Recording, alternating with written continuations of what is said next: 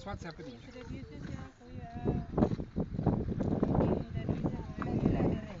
Alright, we are, no, I'll give you my Tanti is chairperson ready, as a Tanti is secretary. Let ready. me just start. My name is Lauren Masepila. I'm the administration clerk of a community-based organization that is called Tembelihle Reports. Tembelihle Reports, right next to me is my chairperson, by the way, of Tembelihle Reports, and we have our secretary, so it is only the executive committee that is here with us. And they raised us with your presence, wanting to ask, wanting to know, inquiring what is actually happening in Tembelihle. So where I've been covered, I believe that my chairperson will make sure that he covers all the other outstanding information. I am saying we are only agreeing to half of this interview. The reason why I'm saying half, we are agreeing because as a community-based organization, this is not the only time where we have worked with neighboring stakeholders within the community. Extension 10, Extension 9, formal instructions or formal households to call it so. So we are only agreeing to this because we know that you are our viewers, and we also would like to find out some of the things that we have been rhetorically asking ourselves. One, Tembelihle Reports is the initiator of what is currently happening here. The reason why I believe that our secretary had already covered Mr. Matiso to say the people that are here and that are currently allocated here are the people that we have been pestering human settlement, housing region G officers with, to say that whenever there is a problem, our chairperson is already running a WhatsApp group called Tembelihle Reports. It comprises of 1,024 participants. It already has overflowed with another second group of 1,024, and then it has overflowed 3, meaning that it already has almost 3,600 participants, which are dwellers or the residents of Tembelihle. That group was established to be a timely, effective response, because we know that when it is at night in informal settlements, we are having a lot of troubles, and the response time from SAPS is really not that efficient. It might take even 7-8 hours and everything else. So most of the cases, they come through the WhatsApp group, and the chairperson delegates a team.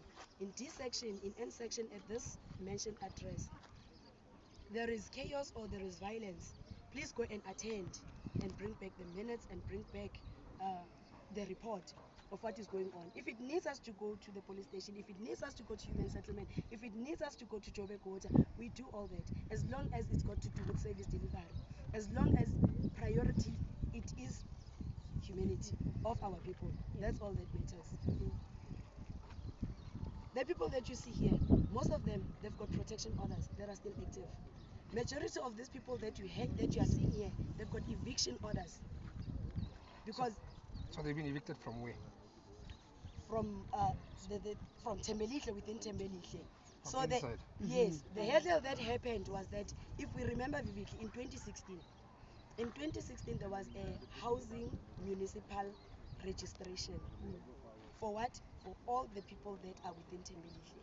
So unfortunately, as people, we make mistakes. We are bound to make mistakes because we are humans, we are not perfect.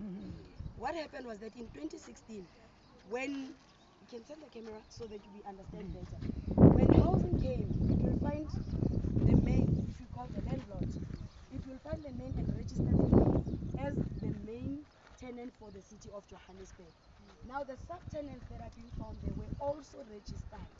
So immediately when they got into the database of human settlement, they started now thinking that they are what?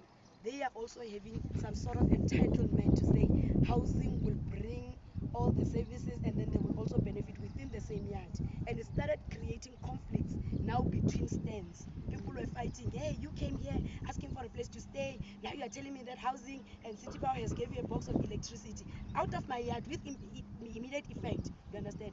So unfortunately, we can never control the main, because remember in 2016 when they came, there was a tenant knew that I came here coming to rent because of work. I already got a job at mall, or I'm a domestic worker just nearby.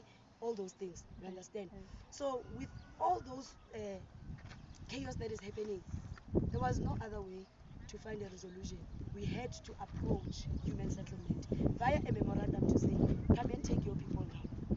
Because your people now, they are saying, we already have a paper, we are registered as well as a subtenant A, B, C, meaning that I also have a say. And we said, never, never, that is not going to happen. So by mediating, the stakeholders sat together and we escalated all those protection orders, eviction orders, the domestic violence that were happening within the yards, and we said, unpack these people. Where there is no solution, separate the people. So when we separate them, where are we separating them to? Because there is no dustbin for a human being. There is no dustbin for any person. So since this land falls under municipality, and it was already recognized because it was on the map for 2016, it was supposed to already be electrified. But unfortunately, Patsing now came, and then we unpacked. When we unpacked what? When we unpacked Patsing, a lot of ABCs, also subtenants, started going there. But Tamil is overpopulated, of course, and housing registered each and every single person that is there. So this is another part of unpacking. Their duty as housing is to make sure that we as the community leaders, we did not sell the lands. Their duty is to make sure that they come and check if the people that are here are indeed in their municipal database. If we say this is a tenant that are unpacked, when you come as housing, when you come as JMPD, as you come as whatever, ask them, produce your paper that you were given by the city of Johannesburg. They will take it out. The only thing that we challenged housing when we wrote a memorandum, we said, let it be only South Africans. Yes. When we are done with that, trust me, we want the migrations officer. Thank you. It must come. Yes. Because it doesn't make sense to us. I, as a South African, cannot live here and go to Mozambique or to Malawi and say, I want a stand, I'm getting a stand. It doesn't make sense. Whatever is implemented on the outside, let it also be implemented on the inside. Well done. In South Africa, it's as simple as that. When we're done with this, they must do their verification, or they must take over and do whatever we asked them, we requested them to do. Once they're done with that, give us an immigration officer. Starting from here, going downwards. 2016, registrations were done. We have what? We have foreigners that are owning stands. Because South Africans that are still tenants. Doesn't make sense to us. Doesn't make sense to us. My lead, over to you, Richard. Thank you. Greetings, everyone. My name is Dan. I would like to acknowledge your presence, gentlemen. I'm not sure where you're from. You're from radio or from, I know Femi. You're working very close with her.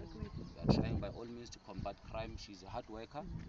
I'm wearing an ANC t-shirt, but I want to make it clear to everyone that we are not doing this under the banner of ANC.